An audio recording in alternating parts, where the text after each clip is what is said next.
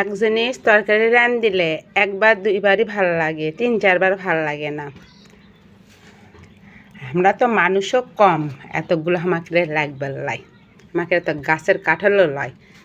বোন আসার সময় লিয়াচ্ছিল, তাই দিয়ে গেছে এই দুটো পাখা খাওয়ার জন্যে। আর আমি কষনো তরকারি খামো, তার জন্য ছোট্ট একটা কাঁঠাল দিয়ে গেছে তরকারি খাওয়ার জন্যে। তো তরকারি এখন খাওয়ার জন্যে আমি কোটার বাছা শুরু করে দিব। আর কাঁঠালত আটা হয়, কাটার পরে আটা হাত না লাগে যেন মুছে লবার পারি, তার জন্য যে খসকার পাতা দিয়ে কাঁঠালের আটা মুছে নেব। তা কে কে কাঁঠাল কাটার সময় খসকার পাতা ব্যবহার করেন অবশ্যই কমেন্ট করে জানাবেন। অনেক ধরনের সর্ষের তেলও হাতত ব্যবহার করে পারেন, কিন্তু আমাদের সর্ষের তেল শেষ হয়ে গেছে, তার জন্য ডালা দিছি। ডালা একটু মরিচের গুঁড়ো লাগে আছে, আপনারা আবার ময়লা ভাবেন না। তো কাঁঠালটা আমি বটি দিয়ে 2 ছাউ করে নিন।